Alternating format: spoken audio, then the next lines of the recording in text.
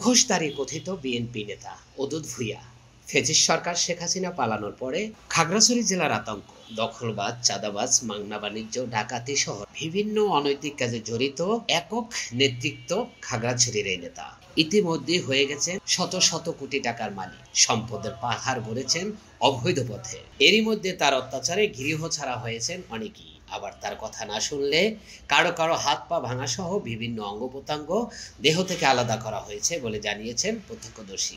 সাংবাদিক ভাইয়েরা, আমি আপনাদের কাছে অনুরোধ করব, আপনারা আমার দু চারটা কথা দেশবাসীর কাছে পৌঁছে দেন, যেন আমার মতো সারা দেশে যারা লাঞ্ছিত হচ্ছে, অন্যায় শিকার হচ্ছে, জুলুমের শিকার হচ্ছে, সবাই যেন প্রতিবাদ করার জন্য রাজপথে নেমে আসে।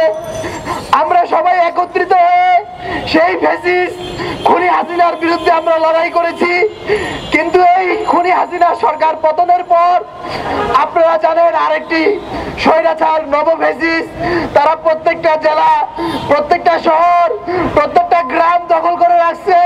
খুনি হাসিনা যেমন করে তারা দিনের ভোটকে রাতে করে তারা ক্ষমতার অপব্যবহার করেছে, ঠিক আমরা দেশের 75% মানুষ সেই স্বৈরাচার হাসিনাকে সরানোর পর আরেকটি জনগোষ্ঠী, আরেকটি সন্ত্রাসী জনগোষ্ঠী নিজেদেরকে জেলার মালিক মনে করতেছে, নিজেদেরকে শহরের মালিক মনে করতেছে, নিজেদেরকে গ্রামের মালিক মনে করতেছে।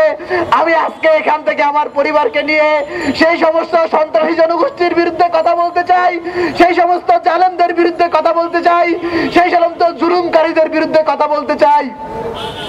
এই সরকার পতনের পর আমাদের খাগড়াছড়ি জেলায় প্রত্যেকটা মসজিদে গিয়ে প্রত্যেকটা মসজিদের ইমাম সাহেবের গলার ধরে বলে আপনারা কোনো চাঁদাবাজের বিরুদ্ধে কথা বলতে পারবেন না, আপনারা কোনো অন্যায়কারীর বিরুদ্ধে কথা বলতে পারবেন না, আপনারা কোনো জুলুমকারীর বিরুদ্ধে কথা বলতে পারবেন না। সে একজন রয়ের এজেন্ট, সে তার নাম হলো অদূত ভূঁইয়া। এই যে দেখেন, সে যে রয়ের এজেন্ট, তার ছবি আছে, এই যে নিচের ছবিটা দেখেন তার স্পষ্ট করে, সে একজন রয়ের এজেন্ট, সেই ইসকন সদস্য এবং সেই ইন্ডিয়ার একজন দালাল।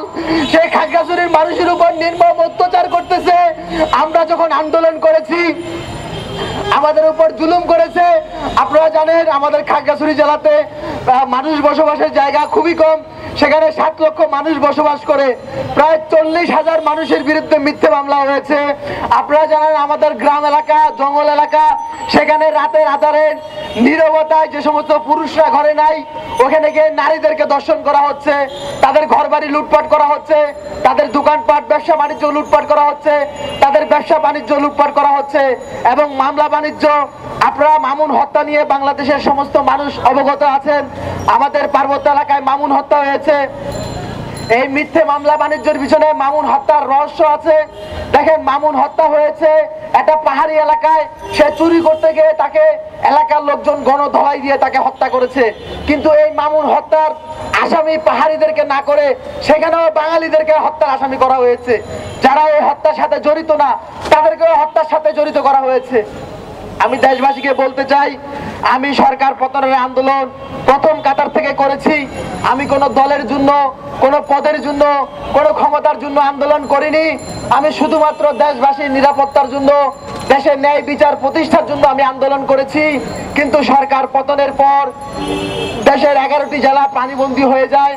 আমি নিজ অর্থায়নে, আমি একজন শ্রমিক মানুষ, আমি পর উপকারী একজন মানুষ, আমি নিজ অর্থায়নে দেশের বিভিন্ন জেলায় ছুটে যাই। আমার নিজ অর্থ দিয়ে আমি অসহায় মানুষের পাশে দাঁড়ানোর জন্য ছুটে যাই। আপনারা এই ব্যানারে কিছু ছবি দেখতে পাচ্ছেন, আমি নিজ অর্থায়নে তার নিয়ে অসহায় মানুষের পাশে যাই। এরপর যখন আমাদের খাগড়াছড়ি জেলায় সমন্বয়ক হাসান আব্দুল্লাহ সহ রাফিরা সহ সমন্বয়করা আসে, সেখানে সমন্বয়কদের উপর হামলা হয়। হামলা হলে আমি তাদেরকে চিনি, কারা হামলা করেছে, আমি তাদের প্রতিবাদ করি। আমি তাদের প্রতিবাদ করলে সেখানে সেনাবাহিনীরা আসে, অবস্থান নিয়ন্ত্রণে আনে। আনার পর আমি যখন মাগরিবের নামাজ পড়ার জন্য বের হই, বের হলে সেখান থেকে আমাকে তুলে নিয়ে আমার উপর নির্মম অত্যাচার করা হয় এবং মৃত্যু নিশ্চিত করে আমাকে ফেলে দেয়। পরবর্তীতে পুলিশ আমাকে উদ্ধার করে নিয়ে যায়। কতজন লোক ছিল? আমাকে তুলে নিয়ে যায় প্রায় 15-20 জন লোক। সেই এমপি অদূত ভূঁইয়ার বাড়িতে তুলে নিয়ে যায়। যিনি 2001-এ এমপি হয়, ওনাকে আমরাই এমপি বানাই, আমার বাবারাই এমপি বানায়। ওনাকে এমপি বানানোর পিছনে আমাদেরই সমস্ত শ্রম ছিল এবং আমাদের অগ্রাধিকার ছিল। আসসালামু আলাইকুম ওয়া রাহমাতুল্লাহি ওয়া বারাকাতুহু। আমার আব্বু একজন সৎ লোক। আমার আব্বুকে যারা মারছে তাদের বিচার চাই। আমার আব্বু একজন পরোপকারী মানুষ। আমি সরকার পতনের পর, এই যে আমার উপর হামলার পর থেকে আমি এখনো ঘর বাড়ি ছাড়া, বিভিন্ন জায়গায় আমি চিকিৎসাধীন আছি। আমি ভালো করে হাঁটতে পারি না, আমার পায়ের বিভিন্ন অংশ ভেঙে ফেলেছে, বিভিন্ন জায়গায় ক্ষত বিক্ষত করে দিয়েছে। আপনারা ছবিগুলো দেখতে পাচ্ছেন। আমি ডক্টর ইউনূস সহ, আমাদের সেনা প্রধান সহ, আইজি প্রধান সহ আমি নিরাপত্তা বাহিনীর কাছে আমার জীবনের নিরাপত্তা চাচ্ছি। আমি যদি জীবনের নিরাপত্তা না পাই, আমার যদি মৃত্যু হয়, তাহলে আমার পরিবার কোথায় যাবে? পৃথিবীতে আমার আপন বলতে কেউ নেই, শুধুমাত্র আমার এই সন্তানটাকে আপনারা দেখতে পাচ্ছেন। আমার ছেলে আবু হুরায়রা আছে এবং আমার মেয়ে সুমাইয়া, আমার পরিবার, আমার আপন বলতে আর কেউ নেই। আমার জীবনের সমস্ত উপার্জিত অর্থগুলো আমরা সবগুলো অসহায় মানুষের পাশে সবসময় দিয়ে দিয়েছি।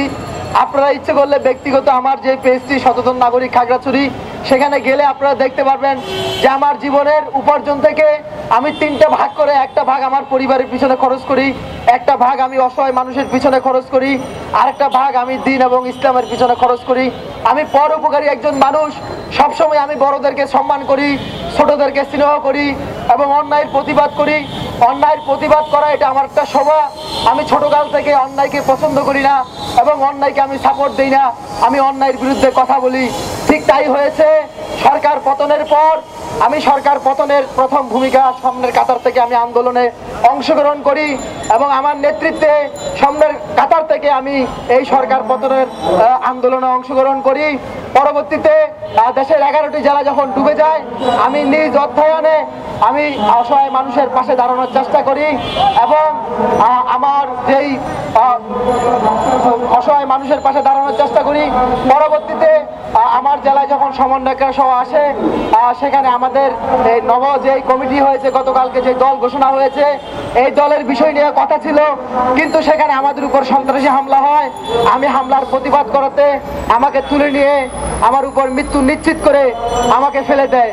আমি এর ন্যায় বিচার চাই এবং আমি সরকার পক্ষের কাছে, প্রধান উপদেষ্টার কাছে আমি ন্যায় বিচার আশা করে আমি সবাই মাননীয় প্রধান উপদেষ্টার কাছে ন্যায় বিচারের জন্য আজ এই মানববন্ধনটা করেছি।